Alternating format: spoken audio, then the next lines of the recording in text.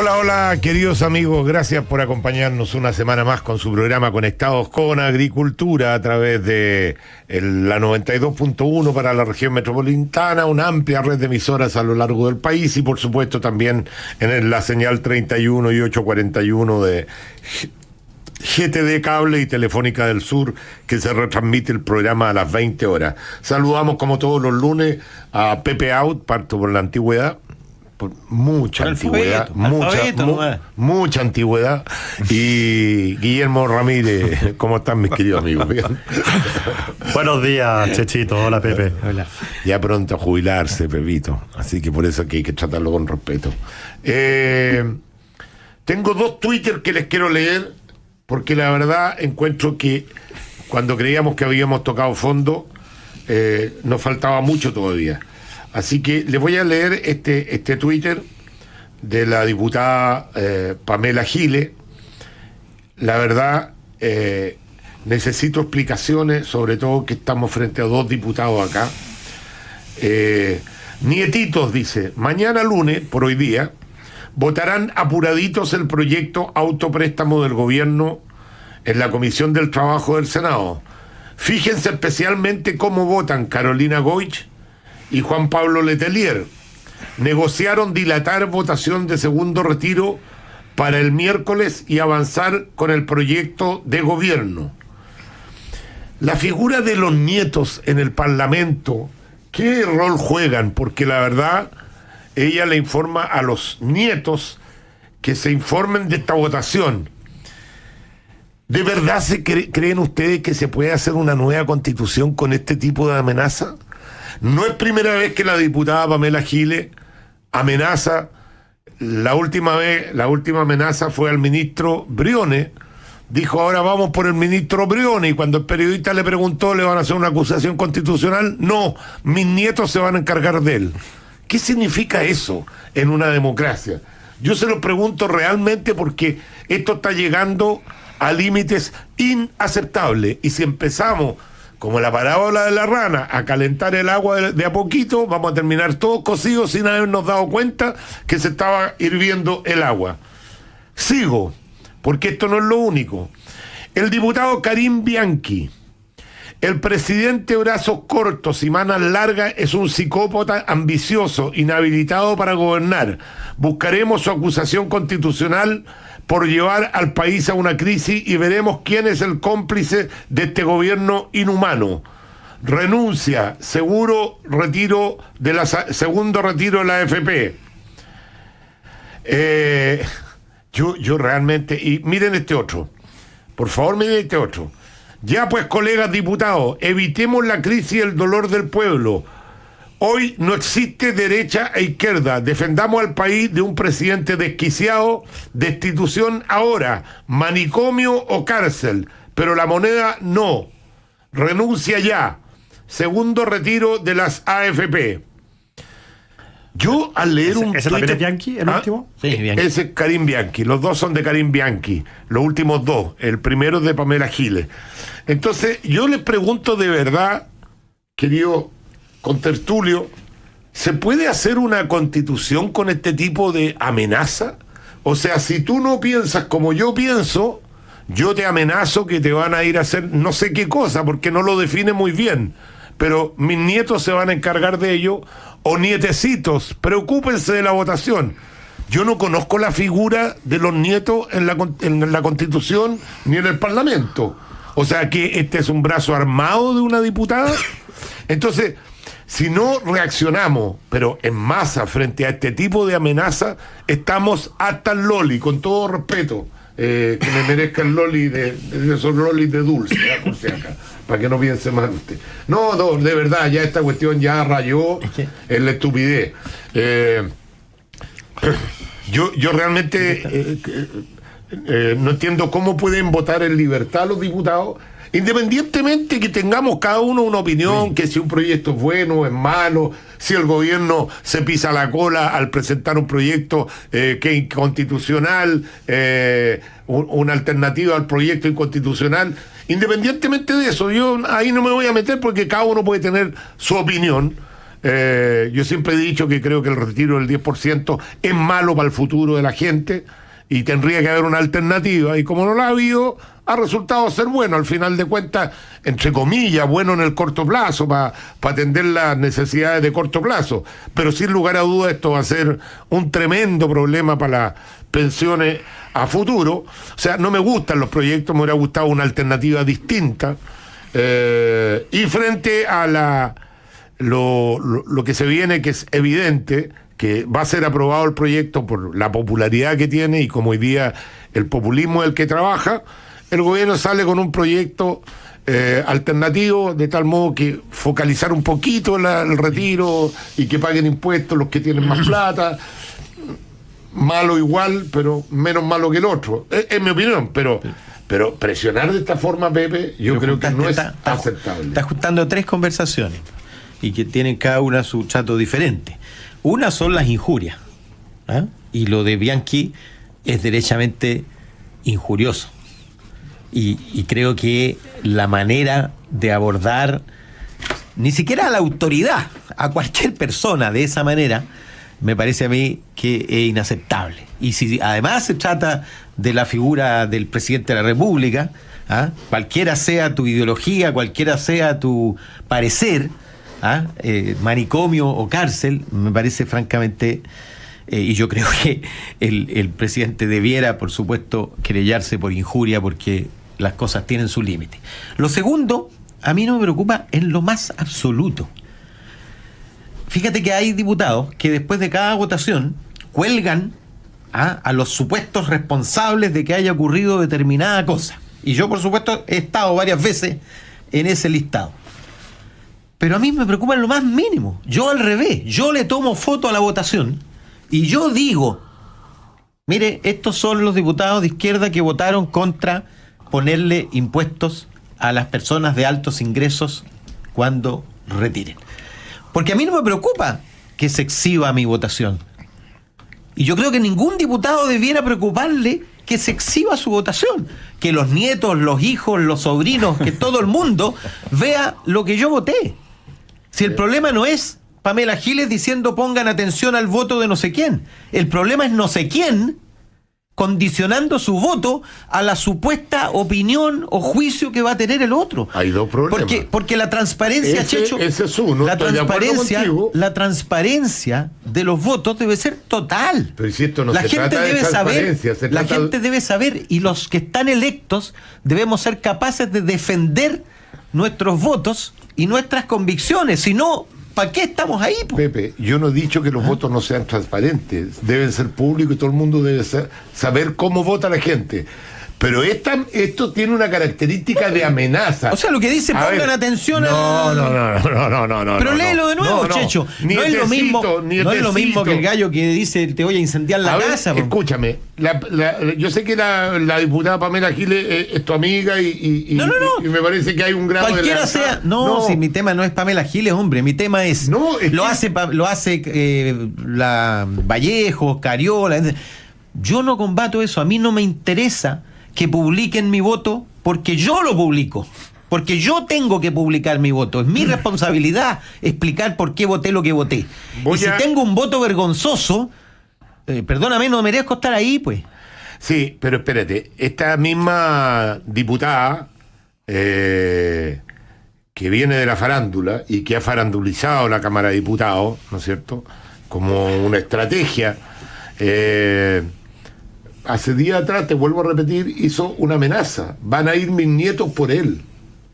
Entonces ocupa a esos mismos nietos para decir, fíjense cómo van a votar.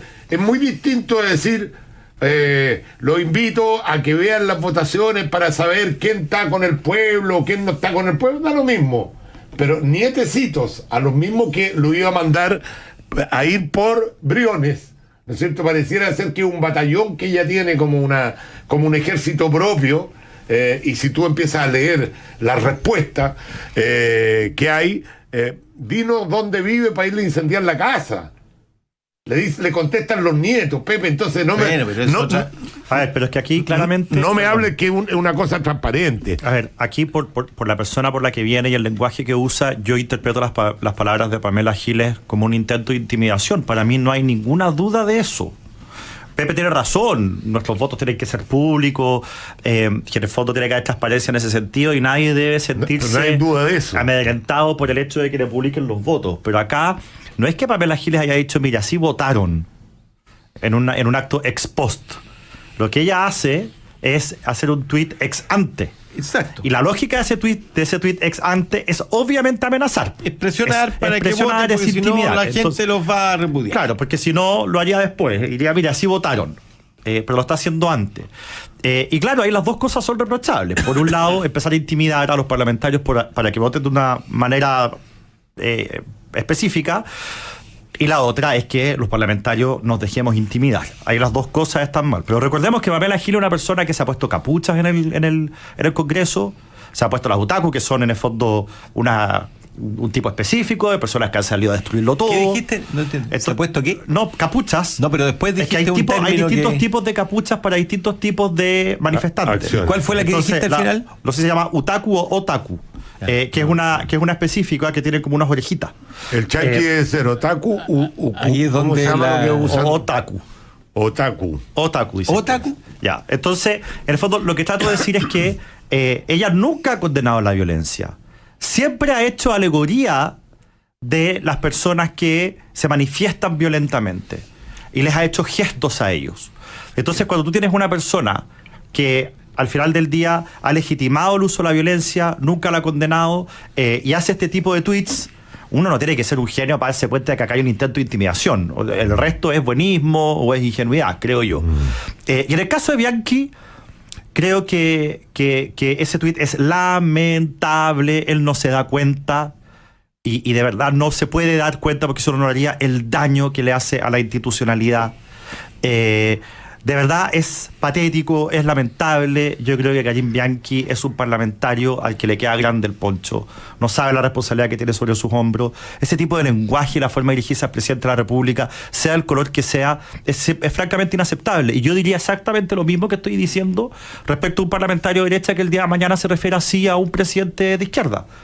O sea, hay una institucionalidad que respetar y lo de Karim Bianchi es realmente triste. Creo que es un triste diputado, no aporta nada. Habla en estos términos, bueno, en fin, Él se quiere ganar Es que hay una carrera, una galería. Hay una especie de carrera. Sí, ¿Ah? tenemos que hacer la pausa, pero pero termina la sigamos frase, una Sí. frase de carrera. No, pero hay una especie de carrera por quién da más. ¿Ah? Tu Vamos. 10% y el siguiente, Sí, y claro. a todo dar. Cualquiera sea el obstáculo, cualquiera sea el efecto. A ver, vamos a hacer una pausa. Está interesante la conversación. Usted puede participar con nosotros, y usted ya lo sabe que puede participar diariamente a través del correo conectados@radioagricultura.cl o a través del WhatsApp más 569 42 48 98 04. Pausa y regresamos.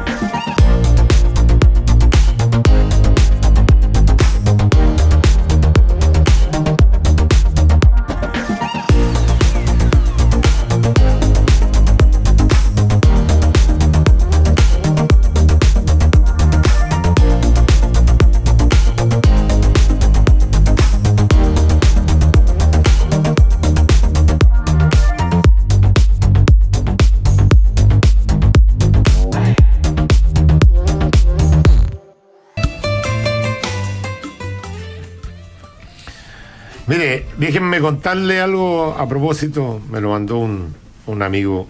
3 días después de que yo presenté el proyecto, ella presentó otro.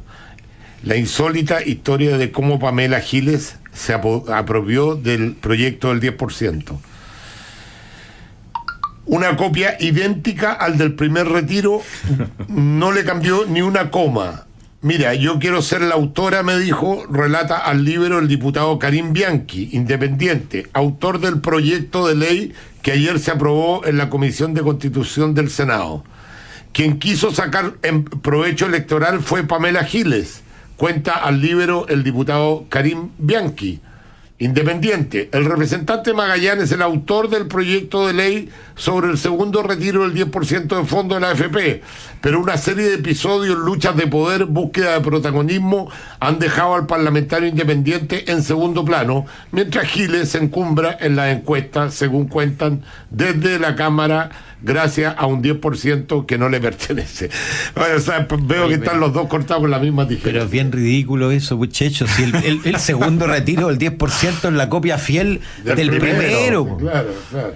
Y la idea Entonces, fue ¿qué diseño de proyecto y qué autoría y qué abogado, en fin? Yo estoy leyendo lo que dice No, él, por eso nomás. te digo. No. O sea, disputarse una cuestión que es una copia en sí mismo de algo que se hizo, me parece una No, exageración completa. Y es bien notable porque hoy día Pamela Giles y otras personas están en pie de guerra contra el proyecto del gobierno porque han dicho que el gobierno está tratando de robarse los méritos. Y no se dan cuenta de que la razón por la cual el gobierno presentó su proyecto no tiene nada que ver con robarse los méritos. Tiene que ver con tratar de conducir la discusión por las vías institucionales. Ahora, y de arrancar del Tribunal Constitucional una decisión que pare esta lógica de empezar a legislar por la vía del resquicio y la trampa constitucional, que es realmente lo que aquí importa. Porque como se dieron las cosas en la Cámara con el segundo retiro, en que yo voté en contra, igual que Pepe, está claro que va a haber segundo retiro. Sí, eso no está en peligro. Todas las personas que nos están escuchando, que sepan, va a haber segundo retiro. La pregunta es, ¿vamos a poder, con el proyecto que presentó el gobierno y con el requerimiento al Tribunal Constitucional, vamos a poder tener la certeza de que en el futuro vamos a conducirnos por las reglas que nosotros mismos nos hemos dado, o vamos a seguir por esta senda en la que las reglas se aplican para todos menos para el Congreso? pero examinemos tu frase. Sí. Examinemos tu frase. Iba a decir lo mismo. Porque, uno, si se rechaza el proyecto del gobierno, dos, se aprueba el proyecto parlamentario, se rechaza por el Tribunal Constitucional por inconstitucional, ¿dónde está el 10%? No hay, pues. No, po. Y por lo tanto, relativiza tu afirmación. De que va a haber segundo retiro de todas maneras. Lógico. Yo sé de la Porque idea sí. que el tribunal no se va a atrever a declarar inconstitucional el proyecto. Pero es si el que- tribunal- Bueno, pero si tú le Constitucional- dices eso a los Oye. parlamentarios hoy día, entonces van a aprobar Pero, el oye, proyecto bueno, parlamentario, oye, sí. va a ir al tribunal, No tengo el que tribunal, decírselo, yo comillas, creo que no lo se va a saben. atrever a decir lo obvio, que es inconstitucional, y va a haber 10%. Quiero decir dos cosas. Por eso digo que va a haber 10% de todas Y por maneras. eso capituló el gobierno, Es lo que porque es pienso. una capitulación. Conven conmigo que es una capitulación del gobierno. Ponerle, en el fondo lo que hace es ponerle una el sello. Es una semicapitulación. La capitulación, no, te digo en serio, porque la Bueno. capitulación es lo que estaba ocurriendo antes, Pepe. Un gobierno espectador, mirando desde la tribuna, sin tomar ninguna decisión, sin correr ningún riesgo, sin estar dispuesto a asumir ningún costo. Yo prefiero un gobierno que se arriesgue a hacer lo impopular, incluso se arriesga a meter en el Tribunal Constitucional o en el Congreso, capitulando con la idea, con el tema de fondo, que es el tema del retiro, pero siendo protagonista, estando dispuesto a asumir algún costo, protegiendo la institucionalidad. Por eso digo que es una Pero tú semicapitulación. estás diciendo Oye, que el Tribunal Constitucional no le va a dar la razón al gobierno. Eso es lo que estás diciendo. Bueno, no puedo saberlo. Y por es lo mi tanto, intuición, es mi bueno, pero intuición. estás previendo eso y por lo tanto... El Tribunal ¿Ah? Constitucional, con todo respeto, a mí me ha dejado mucho que desear.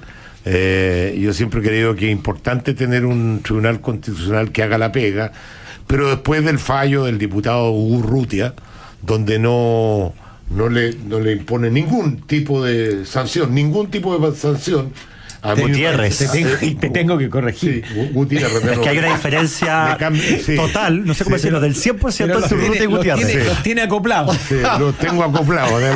Por algo los tendré Tú sabes acoplados. que ¿no? Urrutia es un auditor fiel tuyo. Sí, Me sí. comenta todos los... Sí, pero bueno, pero siempre confundo el apellido. Gutiérrez, y todos saben a qué me refiero. Entonces, si el Tribunal Constitucional considera que publicar fotos de niños matando al presidente de la República es una conducta que no requiere sanción, si el Tribunal Constitucional dice que un diputado puede echarle la foca a una patrulla que está cumpliendo su deber de cubrir el tema sanitario y ponerse por sobre él, y eso no tiene ninguna sanción ni ningún... No, lo que pasa es que lo que dijo para ser estricto, es que no amerita destitución, que es la única medida que tiene el Tribunal Constitucional. No es que haya dicho que está bien y que no merece sanción. Porque eso podría ser no merece objeto de sanción en la justicia. De hecho hay un proceso. Si Hugo Urrutia no merece sanción, lo más probable es que el tribunal Hugo Gutiérrez, Ignacio Urrutia. Yo le voy a mandar una carta pidiéndole disculpas al diputado Hugo Urrutia. No, se llama Ignacio. Ignacio, ni siquiera Hugo. Soy un desastre. Hay que me tengo que quedar callado. Pero quiero decir lo siguiente. Entendiendo nada. Si el Tribunal Constitucional dice que Hugo Gutiérrez no merece la destitución, lo más probable que a Pamela Giles y a Karim Bianchi le manden felicitaciones por su Twitter.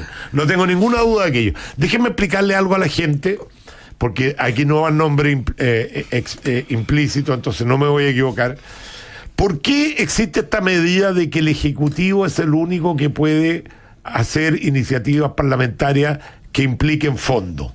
Gasto fiscal. Porque ustedes se dan cuenta con el populismo que hay hoy día, si las iniciativas pudieran partir de los diputados, ¿no es cierto? Que les da lo mismo liquidar las pensiones de la gente, pero quedar bien en el corto plazo. Total, cuando esa gente se tenga que pensionar, ellos no van a ser diputados. Les da lo mismo, va a ser problema de otros.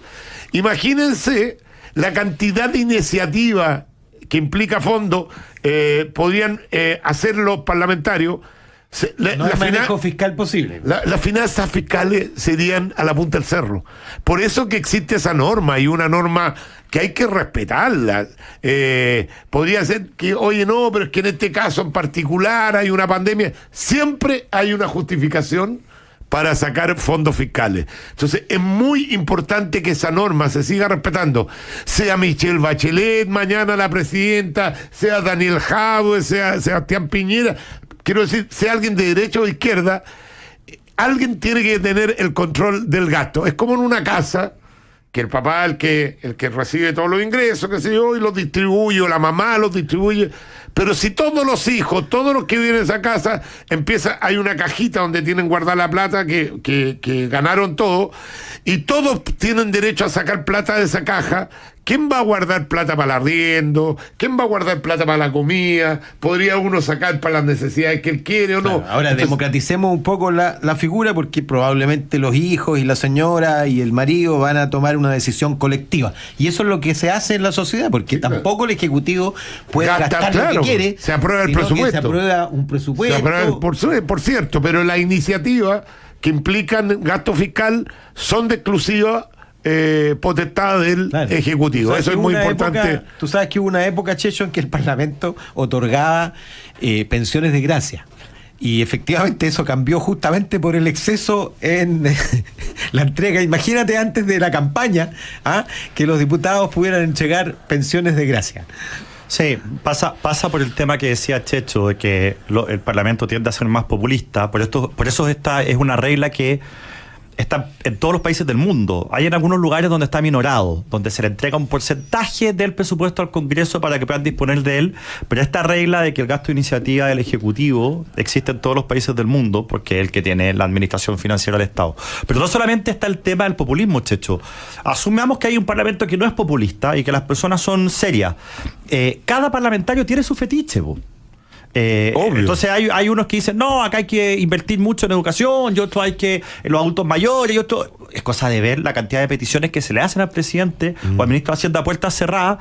Y a mí me ha tocado conversar con el presidente. El presidente me dice, Guille, yo he recibido de los parlamentarios de oposición y de gobierno distintas propuestas sobre qué deberíamos priorizar el gasto, o distintas propuestas de gasto muy focalizados, que si yo a todos les dijera que sí, simplemente el presupuesto de la nación no da.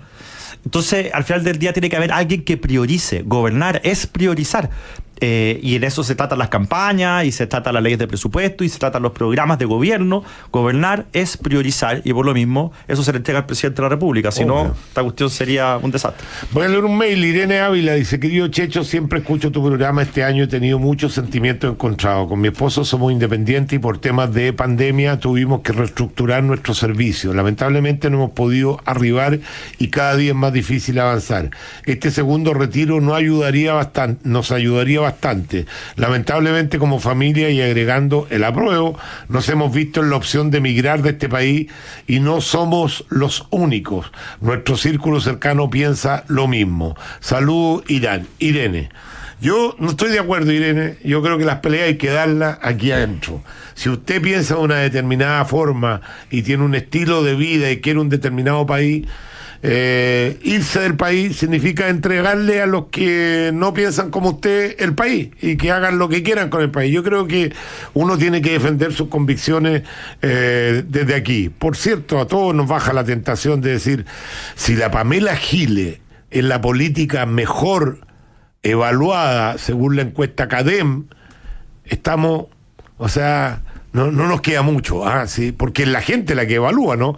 Entonces, si la gente quiere ese tipo de liderazgo, ¿no es cierto? Payasos como líderes, ¿no es cierto? Gente que quiere destruir finalmente la mayoría de las instituciones. Estamos mal. Es verdad que quedan pocas esperanzas, pero la pelea, mi querida Irene, hay que darla hasta el final. Ahora, tú llevaste la reflexión al tema ideológico, político, pero yo creo que la reflexión sobre dónde vivir es una reflexión hoy día que no es la misma que tuvimos nosotros cuando teníamos... Tú dices que es más económica lo que dices. Hoy día el mundo es un pañuelo. O sea, la gente hoy día ve... no con el trauma de antes, voy a dejar mi país, y al revés, viene gente, abandona su país, se va a otra parte a buscar aventuras. Es decir, ¿para qué decir en el ámbito de los jóvenes? O sea, los jóvenes hoy día piensan sus alternativas no solo en, más allá de la política, digo, como fenómeno social, cultural. Pero yo creo que las consecuencias económicas que va a tener Chile van a tener mucho más que ver con modelos ideológicos que con el tema de la pandemia, porque la pandemia, afortunadamente, desafortunadamente ha destruido muchas fuentes de trabajo, ha complicado mucho la economía, pero es pasajero. Un cambio de rumbo del país es mucho más permanente. Entonces, yo creo que están los dos elementos. Entiendo el punto tuyo, Pepe, pero yo creo que están los dos elementos y mucha de la gente que está pensando en irse, que a mí también me lo comentan, de alguna forma dice: este país no tiene vuelta con las cosas que están viendo. Pero hay un cierto pesimismo, y yo entiendo de dónde viene, respecto del futuro, pero no es respecto del presente, porque el país no ha cambiado de rumbo. O sea, todavía no se ha destruido. Porque, ¿cuáles son los argumentos que suelen decir? Va a ser un país donde no va a haber espacio para el desarrollo de la economía, donde el Estado va a empezar a tener cada vez más preponderancia, va a haber más impuestos y menos espacio para los privados, se les va a hostigar, se les va a perseguir, por decirlo de alguna manera, tributariamente. Entonces va a haber menos pega, va a haber menos crecimiento, va a haber menos riqueza, va a haber menos posibilidad de desarrollo. Hay otros que argumentan que el sistema de pensiones lo van a derribar, con eso el ahorro, con eso la inversión, y que Chile va a dejar de progresar. Ok, esas amenazas son reales, pero no han ocurrido. Y yo creo que mientras no ocurran, tenemos que dar toda la pelea para que no ocurran. Y acá la batalla, la madre de las batallas, es evidentemente el proceso constituyente, si bien es donde yo creo, perdón, y con esto cierro, que particularmente en mi caso, la UDI, tenemos que abrazar el proceso constituyente, ir a proponer, ir a llegar a acuerdos, ir con un sincero espíritu de diálogo y tratar de sacar una constitución que nos represente a todos y que dé garantía de que el país va a seguir por la senda del progreso. Vamos a ir a la pausa, pero mi querido abogado, yo quiero decirle que en economía es muy parecida a la meteorología. Si tú te anuncian todas las aplicaciones, te dicen mañana va a llover, en un 80% hay probabilidad de que llueva, pero a veces se equivocan rotundamente. ¿Y por qué se equivocan?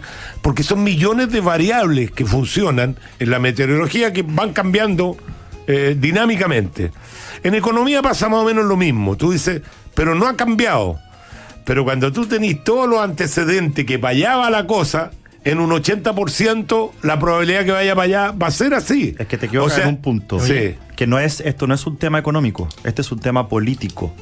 Acá, evidentemente que la economía puede hacer los pronósticos como la meteorología. Si usted sube los impuestos, va a haber menos inversión. Si usted sube de manera muy brusca el sueldo mínimo, va a haber menos empleo. Obvio que se pueden predecir cosas en la economía. Acá estamos hablando de un proceso que es político.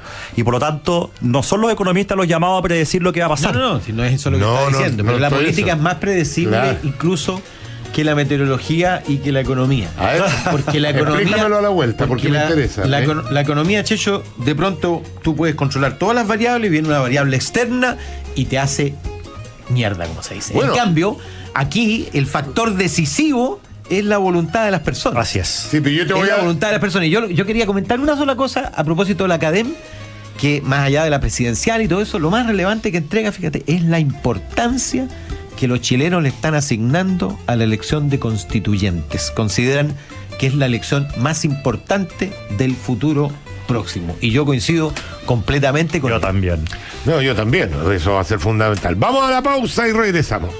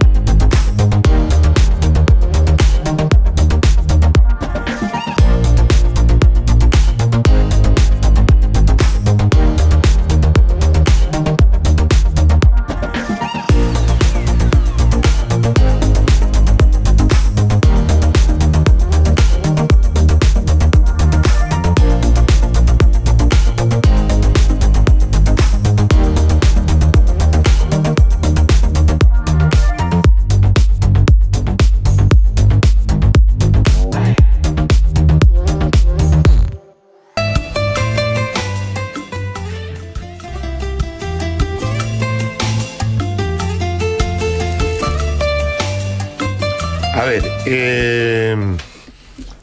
me interesó esto del juego que estábamos haciendo entre la meteorología, la política y la economía. Yo decía que cada una de estas disciplinas tiene una cantidad de variables gigantesca, entonces es muy difícil poder medir los efectos de una medida en particular sin aislar las otras variables. Por eso que en economía se usa mucho el concepto, y se va a reír Cristian Reyes porque yo lo ocupo mucho, el concepto de ceteris paribus, que significa, si yo tomo esta medida y dejo las variables, las demás las dejo constantes, el efecto debería ser este. Es para poder explicar, porque mucho, como las variables, las demás variables no quedan constantes, pues el efecto final puede ser cualquiera. Fíjate que mira lo que pasó. Con el apruebo, el mercado es el más inteligente en adivinar los eventos políticos. Se anticipa mucho y en los precios de las acciones, los precios del dólar, los precios de los distintos valores, internalizan los efectos políticos que tienen las distintas medidas. Por ejemplo, si ganaba el apruebo, había un peligro de que cambiaran las cosas, y se suponía que iba a subir el dólar, que el dólar se iba a disparar, y muchos compraron dólar y qué sé yo, y de hecho subió, llegó como a 800 y tantos pesos el dólar, y después empezó a bajar. ¿Y por qué empezó a bajar? Porque habían otras variables que se movieron con mucho más fuerza. Primero, el Banco Central inyectó hartos dólares. Segundo, China empezó a recuperarse, por lo tanto empezó a haber mayor precio del cobre. Al haber un mayor precio del cobre, el exportador de cobre cambia las toneladas por mayor cantidad entra mayor cantidad de dólares al mercado y tiene que vender esos dólares en el mercado interno para pagar sus costos en pesos. Entonces, nunca uno puede saber exactamente cuál va a ser el efecto final de una determinada medida si efectivamente no aísla todos las demás variables. Y en política pasa algo parecido, algo parecido, porque tiene que ver con los incentivos que tienen los parlamentarios para votar de una determinada forma. Sí, pero yo quería insistir en mi punto original. El tema es lo que va a ocurrir. porque tú dices el mercado internaliza y es un buen parámetro, es verdad, pero el mercado muchas veces sabe poco de política. Déjame darte un ejemplo. Yo iba siguiendo las casas de apuestas y la reacción del mercado para la elección de Estados Unidos. Y fue esa noche una montaña rusa. Sí, claro. El mercado reaccionaba de una manera, después se supone que ganaba Trump, reaccionaba de otra, después se suponía que ganaba Biden, reaccionaba de otra.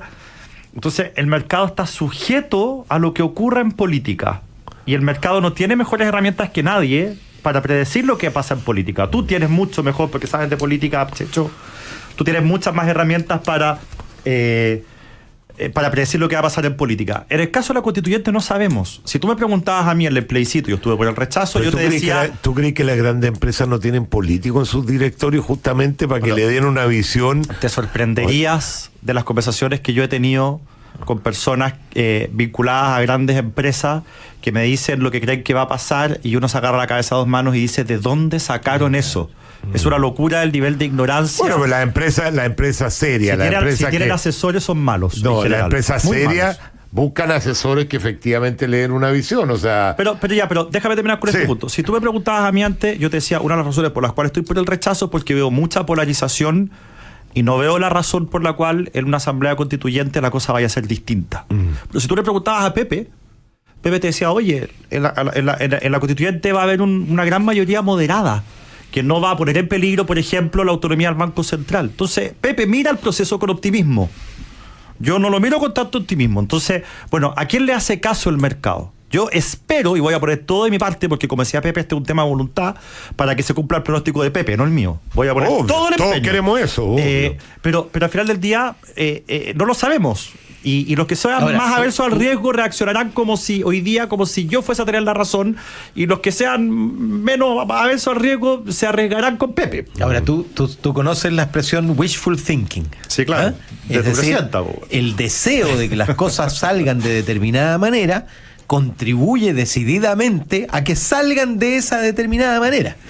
Si tú dices que vas a fracasar, lo más probable es que termines fracasando. Pero haré lo posible para que eso no sea así, Pepito. Pero hay que estar de verdad convencido. Sí, Pepe, para que efectivamente ocurra. Yo opino igual que Guillermo en esta pasada, y también me encantaría estar equivocado, pero cuando tú veías este tipo, como empezamos el programa, con este tipo de Twitter, con este tipo de parlamentarios, ahora, si tú me decís, no le hagáis caso porque son aislados y no representan a nadie, ya, te la compro, pero resulta que veis las encuestas y el político mejor evaluado es Pamela Giles. Obvio que uno no puede tener optimismo, sí, pero porque quiere decir que esa gente, Checho, logra convencer a los más ignorantes, porque no creo que los más preparados vayan a seguir a Pamela Giles. Tú debieras estudiar por qué Pamela Giles tiene esa adhesión.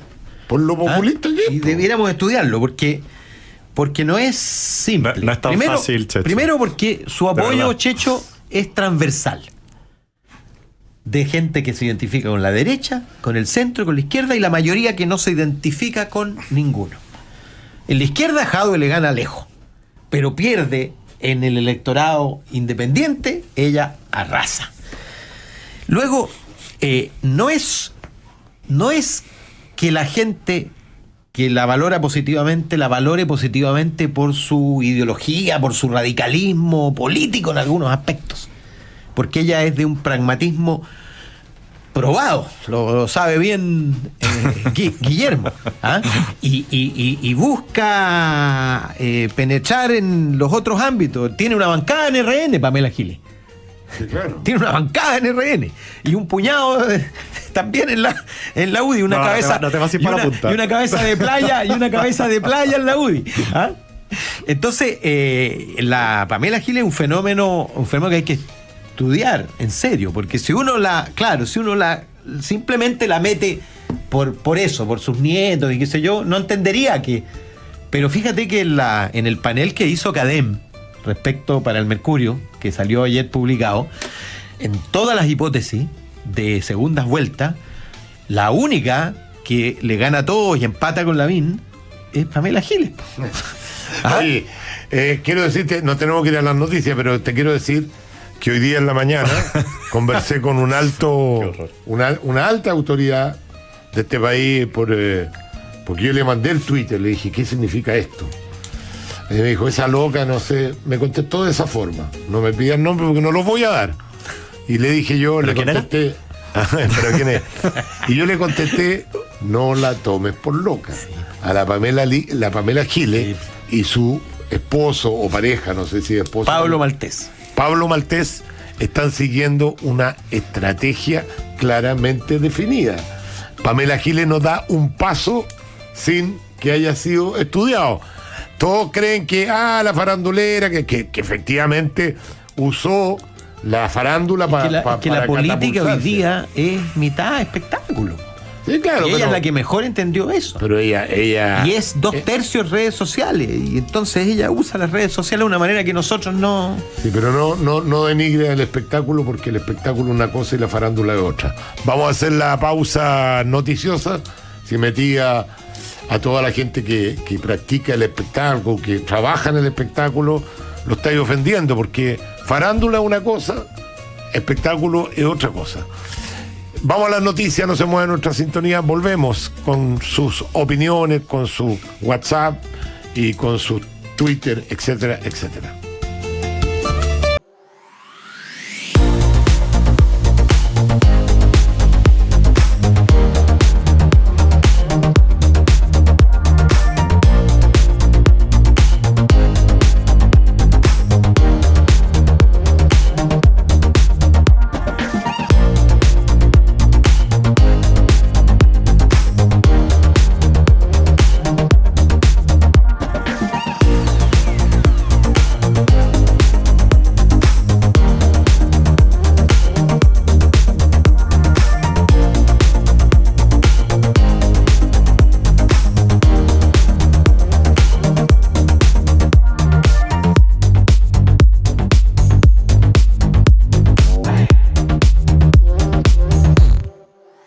Hay varias cosas que me interesa conversar. El amigo que se expresa también en forma bastante más respetuosa que un diputado de la República, el presidente Piñera, a pesar de que se nota que su adversario político, yo le encuentro razón. Yo le encuentro razón en el sentido de que yo personalmente estoy pensando en esa alternativa atroz que es que se vayan todos.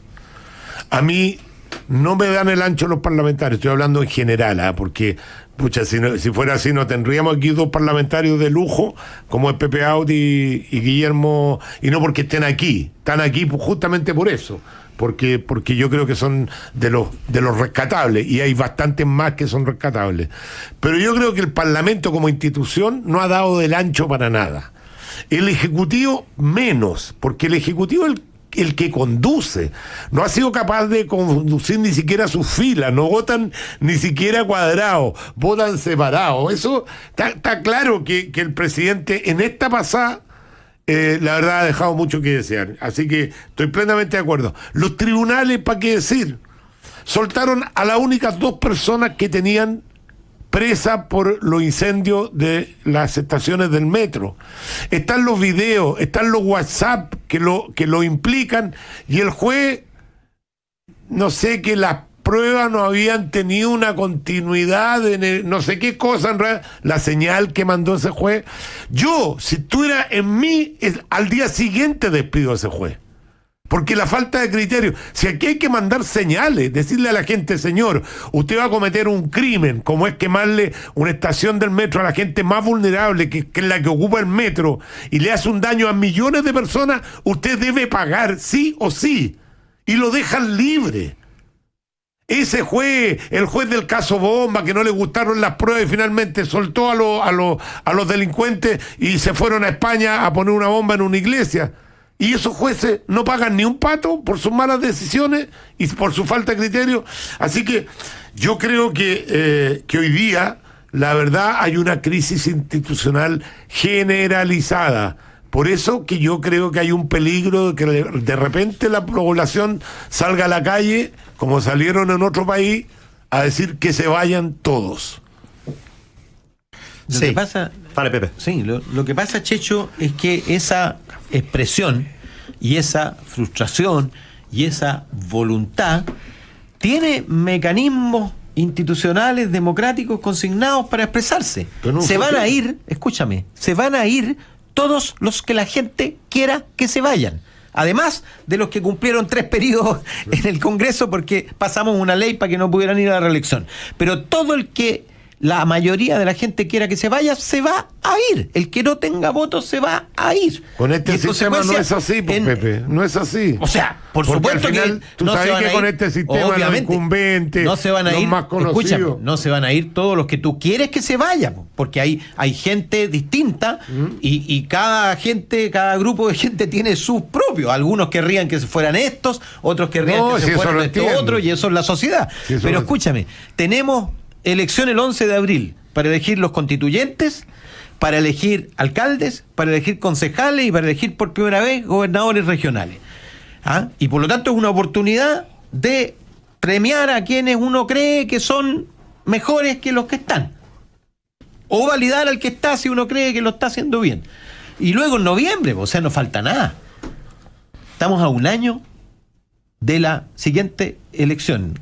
Unos días menos de un año, porque es el 23, creo. ¿Cuál es esa, la presidencial? ¿Ah? La presidencial. Chuta, que queda poco. Presidencial no queda nada. y parlamentaria, La ¿no? presidencial y parlamentaria. Sí, claro. Entonces, ¿de qué estamos hablando? Obviamente se van a ir todos los que la gente decida que se vayan.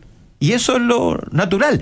Porque, Checho, cuando el que se vayan todos se convierte en interrupción de mandatos,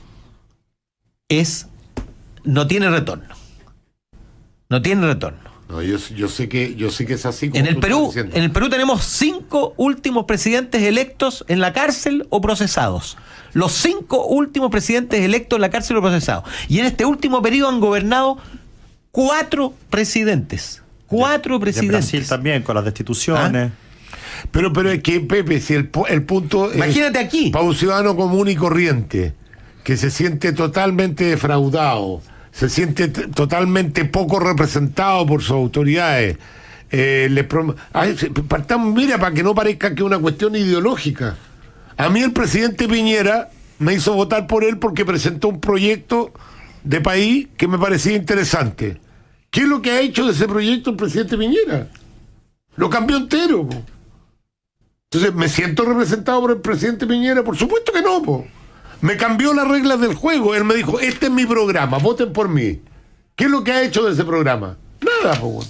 No, algunas cosas ha hecho, pero poca, obviamente tuvo que hacer muchas otras cosas distintas a las que tenía planificado hacer por las mismas razones que tú hablaste de la economía y de la meteorología y de la política. Y tuvo que hacer además... Porque Piñera jamás imaginó el escenario que se iba a enfrentar a un año de asumir. Y tuvo que hacer además muchas concesiones.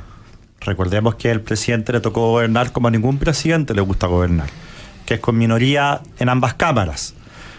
Por eso acá tenemos un problema. Ese punto es cierto, o sea, tenemos un problema que no es solamente... es fácil. Sí, tenemos un problema no solamente de las personas que están hoy día en el Congreso. Sin duda que, como en todos los congresos del mundo, hay personas valiosas y hay otras personas que son una vergüenza. Pero también hay un problema estructural. Y el problema estructural que nosotros tenemos es que nuestro sistema electoral, sumado a nuestro sistema político, no conversan. Nosotros tenemos un sistema que asegura que el presidente de turno nunca tenga mayoría en las cámaras. Nunca. Y eso está comprobado desde los años 60, está lleno de estudios y papers sobre este tema. Eso es terrible porque no permite que los gobiernos desarrollen su programa de gobierno. Explícate por qué. Y eso genera frustración. ¿Por qué el sistema político no permite que tenga... si la tendencia va por un lado, debería... Sí, permite. ¿Ah? No lo permite, porque un sistema presidencial como el que tenemos nosotros, donde el gobierno es el principal legislador y el que tiene la agenda y en fin, la gente elige directamente al presidente. Para poder hacer los cambios en los gobiernos presidenciales, tú necesitas que el gobierno tenga mayorías en la Cámara y en el Senado. Por eso en Inglaterra o Estados Unidos hay un sistema mayoritario de elección que asegura que ellos tengan mayoría o casi siempre. En el caso de los sistemas proporcionales, lo que va a pasar es que cada vez que nosotros seamos gobierno vamos a tener el 40% del Congreso. Cuando la DC sea gobierno va a tener oposición por los dos lados. Cuando el Frente Amplio sea gobierno va a tener oposición en el centro. Y entonces eso lo que hace es que los gobiernos finalmente obliga a conversar. No, pero es que obligar a conversar es la forma bonita de ponerlo. También entrega la facultad de trancar la pelota, que es lo que hemos visto. Cuesta mucho más ponerse de acuerdo. Y que es lo que hemos visto en países como México y muchos otros países que tienen la misma combinación que tenemos nosotros. Hay un politólogo francés socialista que fue parte del Parlamento Europeo, Maurice Diverger, que decía que esta era la combinación más tóxica en política. El tema presidencial con un sistema electoral proporcional, porque genera lo que los gringos llaman lockdown, un cerrojo que no permite que los gobiernos puedan desarrollar su programa de gobierno. Es bueno y no hay que tenerle miedo a que los gobiernos tengan mayoría en el Congreso. Los sistemas proporcionales sirven para los sistemas parlamentarios, no para los sistemas presidenciales. Entonces hay una estructura que genera frustración en la ciudadanía. Pero nosotros hemos tenido, Guillermo, un sistema proporcional desde el año 90 hasta hoy día. El sistema binominal se parece más al mayoritario que al proporcional. Era un sistema proporcional. No, en sus efectos se parece más al mayoritario porque le daba mayorías a quien gobernaba. Cuando Piñera ganó en 2010 sacó 58 diputados y la nueva mayoría o la concentración de esa época sacó 57. Yo creo que poner el foco en el lugar donde no está, porque si imagínate tú tuviéramos parlamento binominal, de todas maneras sería minoría Piñera, porque en la primera vuelta sacó muy pocos votos, sacó 38% de los votos, y eso es lo que sacó la lista parlamentaria de su candidato presidencial. Habríamos tenido probablemente un empate. Si el candidato hubiera sacado, bueno, lo mismo, si el candidato hubiera sacado más del 50% en primera vuelta, como se preveía, o como lo preveía él, obviamente habría elegido más de la mitad de la Cámara de Diputados. El tema es la configuración de mayoría social. Imagínate tú lo que habría pasado sin posibilidad de que los actores principales de la sociedad chilena estuvieran en el Congreso. No habría habido solución institucional como la hubo, por lo menos un camino de salida. Pero si parte de la si que no hubieran estado representados todas las fuerzas políticas. Pero tampoco sabe si hubiese existido un estallido, si es que el presidente hubiese podido cumplir con lo que prometió, pues, claro. Pepe. A lo mejor no. Sí, al final lo que dice Diverger es lo siguiente. Nada de lo que prometió, Guillermo, nada de lo que prometió. Si la paradoja es esta. No, pues si lo que prometió es lo que la gente quería. Si por eso ganó, pues, bueno. En un 55%. Perdón, si por eso ganó, amigo. No, Guillermo, pero si tú analizas lo que expresó después la gente, lo que pasa es que yo creo que nosotros hemos simplificado el análisis, todos, hemos creído de pronto que las señales de la gente son unívocas. Y resulta que las señales de la gente son muy complejas. Sí, yo estoy de acuerdo. Las mismas personas que marcharon contra No Más AFP, es un millón de personas que marchó por No Más AFP, después cuando le consultaban si las imposiciones tenían que ir a un fondo colectivo o a su capitalización individual, decían capitalización individual.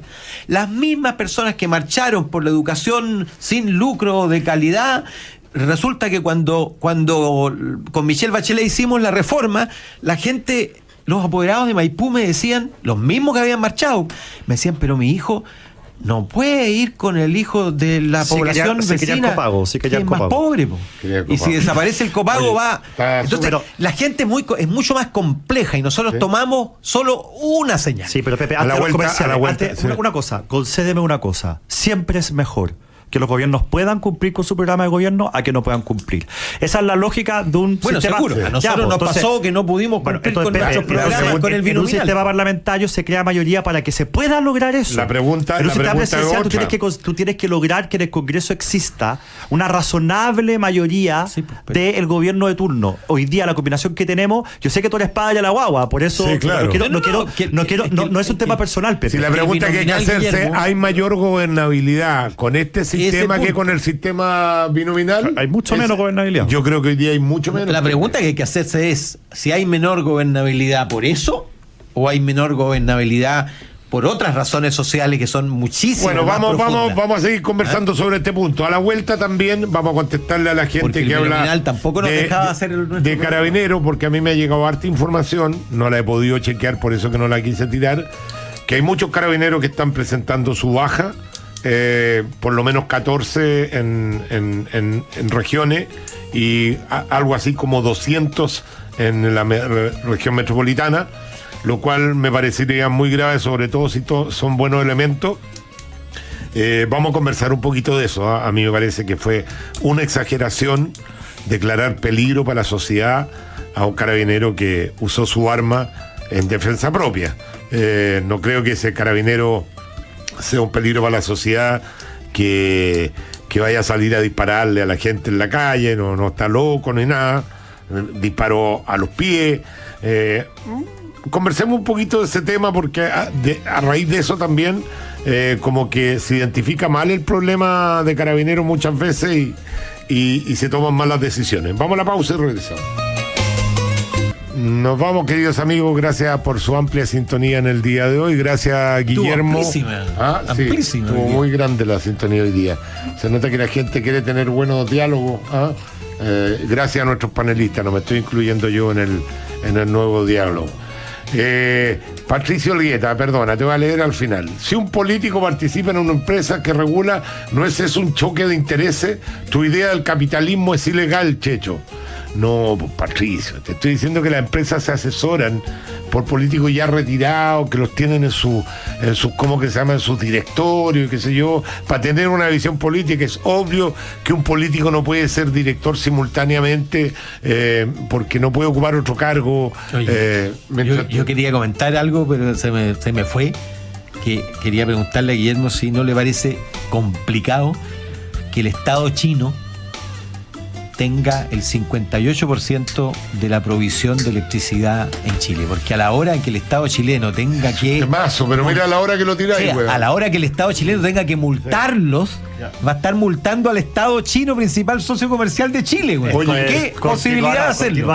El próximo lunes va a estar mucho más interesante porque ya se van a haber comprado mucho más empresas los chinos. Nos vemos, querido amigo. Chao, chao.